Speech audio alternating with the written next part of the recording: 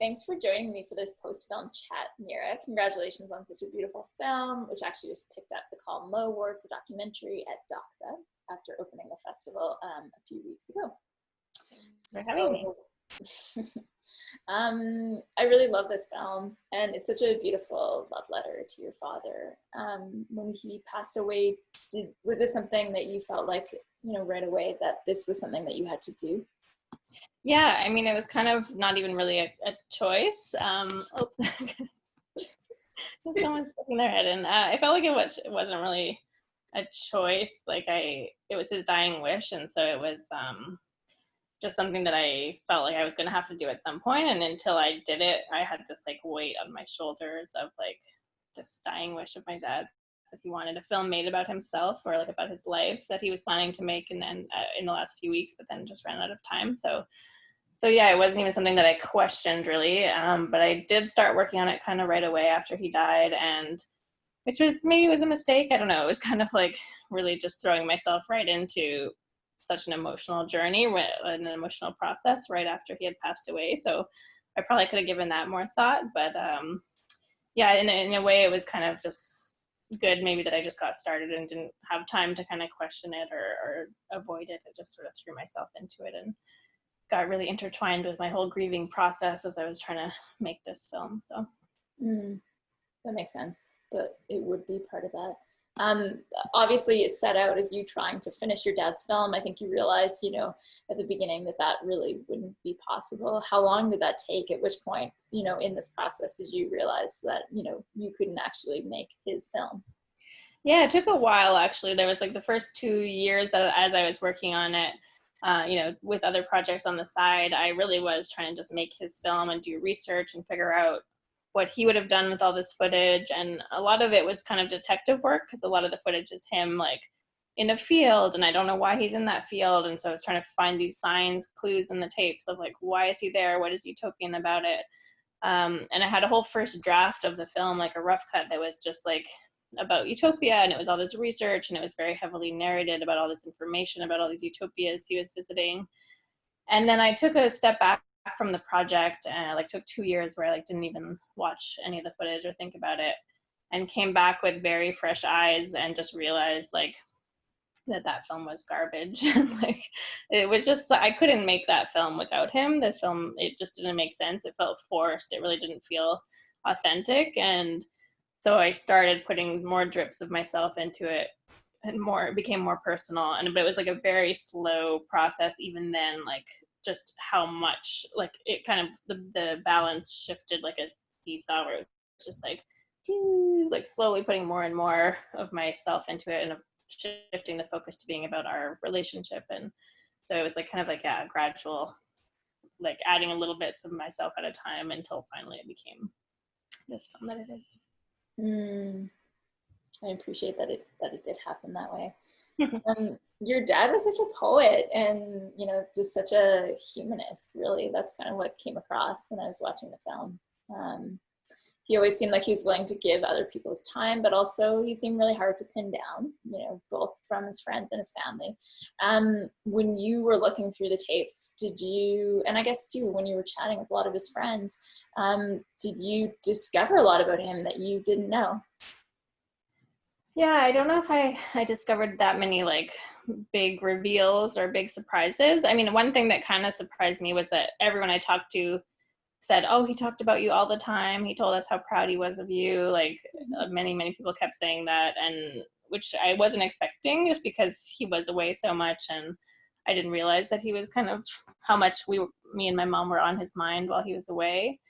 So that was a nice surprise. And then the other, just more of a general shift in my understanding, was how dedicated he really was to this work that he was doing. Like I understood in an abstract way that he was really devoted to film and to his career and to his films he was making, and also mentoring other people, and just but I didn't really understand how much impact he had on so many people, like until I started talking to people, and they said, so many people told me like, oh, your dad changed my life, your dad started my career, your dad is the one, like the center of my constellation. Like so many people just said the same thing over and over. And that had never really landed for me, or not in such a deep way, just like really how dedicated he was to all of these people around the world and how much he meant to so many people. So as I was kind of processing my grief and this resentment that I had for him as I was growing up for the fact that he wasn't around as much, it really just gave me a much fuller understanding of like how valuable he was to so many people, and how valuable it was that he did kind of sacrifice a bit of his home life because he was so present for so many people around the world. Mm. What I thought was really interesting is that like you grew up obviously with your dad focusing his lens on you, whether you like that or not.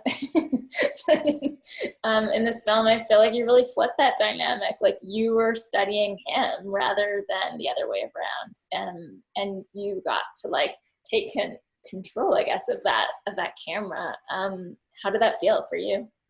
Yeah, it was something I really wrestled with, I guess, especially because I knew that making this film was his unfinished project, and I was all his footage that I was using.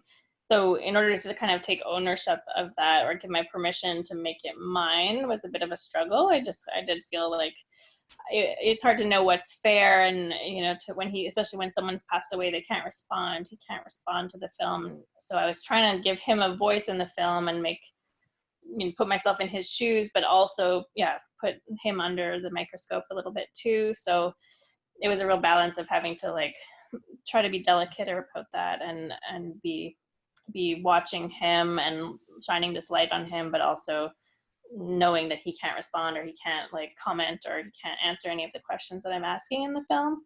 And it was interesting, I guess, also that he spent so much of our life together with this camera, and he was so comfortable in front of the camera, but I really wasn't. So to suddenly be the one just like looking at frame by frame, watching him so closely and trying to get him to know him so closely was an interesting experience, just to try to connect with him through this lens that before had been a bit of a barrier maybe. Yeah, that would be so interesting to you, because had you seen a lot of those tapes before, that was a way for you to see a different side of him. Yeah, I mean, I had never seen the WINTOPIA tapes before. Like, no, I don't think he'd even ever watched them. I think they were just sort of like stashed in the basement. But yeah, and then rewatching our home movies that I had seen maybe when I was growing up here and there, but rewatching them like with this very different approach, kind of, it was really interesting to see like how comfortable I am in front of the camera when I'm a kid, and then just how that shifts as you get older and you become self-conscious. And it was kind of sad to see that loss of like that childhood innocence where you're like not aware of like how you're going to come across in front of the camera, or I'm just like this goofy little kid joking around with my dad. And then it slowly becomes this more self-conscious awkward thing.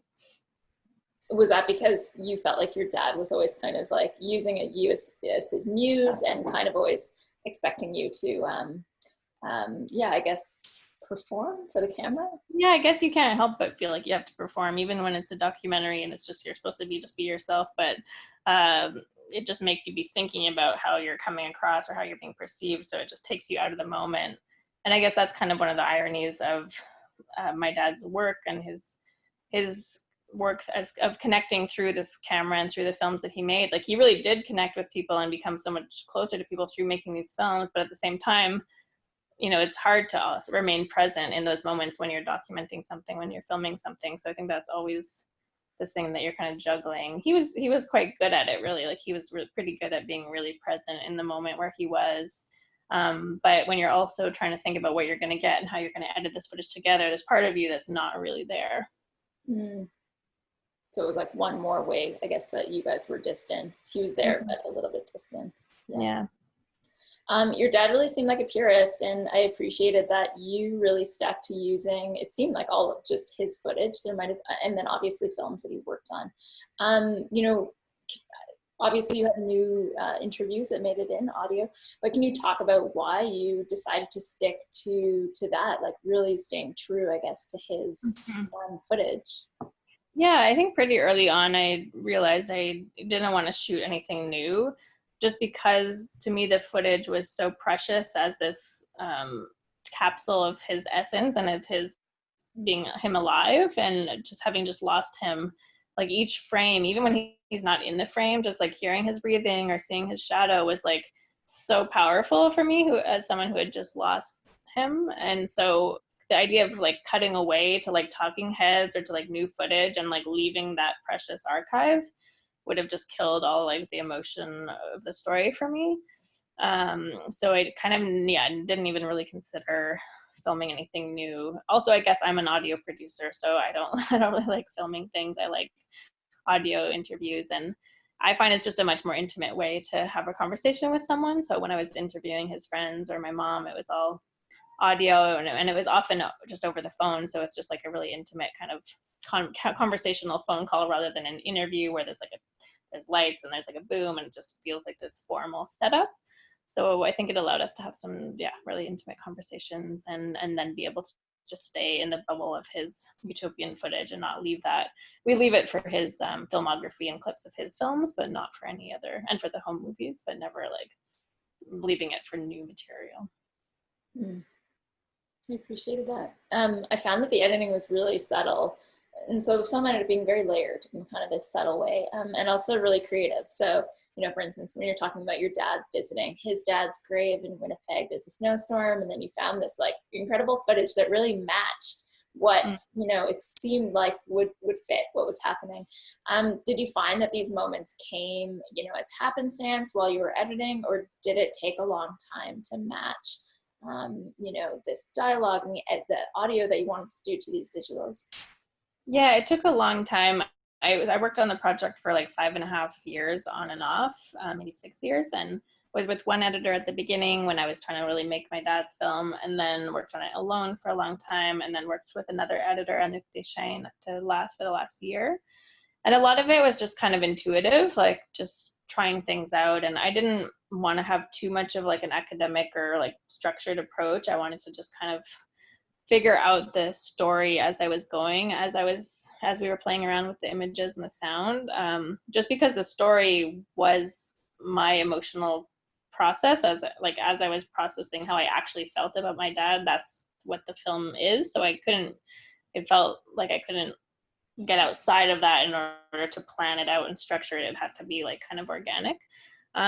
So yeah, we just kind of tried a million things and moved things around a million times, and the footage was so almost like a blank canvas. Like there's so many scenes that could become anything, because it's like the footage is quite just poetic, and there's not that much audio content in the footage. So there were some of the scenes or the images we would reuse in various scenes with different audio or at different places in the film, and they become completely transformed. So we kind of just tried a bunch of things, and then there's certain moments that just kind of fell together really easily, like that moment with I think it's a giant pile of salt actually that he's running up. I found these old 16 millimeter reels from his film school days that I had never seen, and then when I talked to his friend about snow, it just kind of felt like a natural fit, like he's doing this snow angel in this pile of salt, and it's just such a strange image.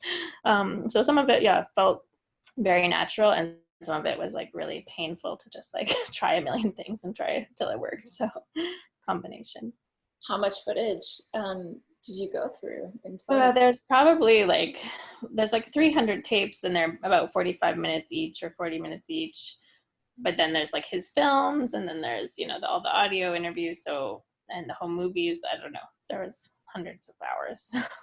Oh yeah. It's like a huge feat. Yeah. What do you think your dad would say about the film?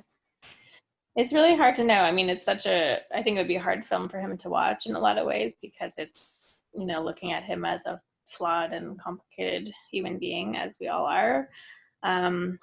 People who watch it, friends of his, they're like, oh, he would be so proud of you, so I'm going to try to trust them and defer to them for that, because it's hard for me to say, just because it's so personal, and it's very emotional to think about him watching this, and like how what kind of conversation that would generate between us as well, to have some of these things kind of out in the open. But yeah, I think he would appreciate that it's a complicated film, and it's not just a glowing portrait. He understood that the best stories are ones that are honest and raw and layered, and so that's what I tried to keep in mind as I was making it. Mm. This was actually your first feature. I know you'd worked with your dad on another film together, but this is your first feature. Do you think that you will go on to continue in film? Will you make more films? I don't know. I do miss my radio documentary audio life. Just, yeah, how intimate it can be, and how it takes years to make a film, whereas you can make a few audio documentaries in a year for sure. So I liked the challenge of working with images, and I think I would do something like this again with found. I really liked working with found footage. So either working with found footage or animation or something else where the audio is like what's telling the story, but the images are adding another layer. I'd be interested in that. But I'm not interested in like filming anything. I still don't really like cameras and that barrier, I guess. Was there anything else about the film or the process that maybe I didn't touch on that is of interest? Oh, I don't know. I mean, you could talk about it for hours. Yeah, I think it was just, it was a gift of an experience. I think it was really challenging, but it really did allow me to connect with my dad in a different way.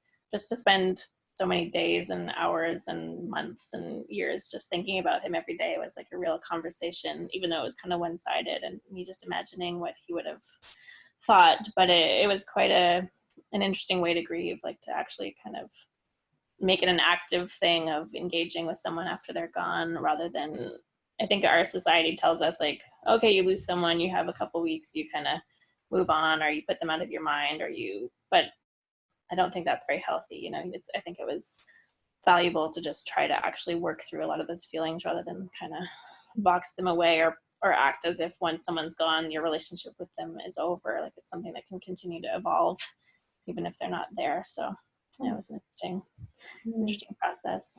Yeah, like an absolutely like wonderful and creative way, I think, to go through that like cathartic process, it sounds like. Well, congratulations. It is really such a beautiful film, and I'm really glad that we're able to screen it at Gimli Film Festival this year. Thank you. Thank you for anyone who's watching it or who watched it or who's watching this. Anyone who is watching this before July 24th, Mira will be part of an archival and found footage panel, so please check that out.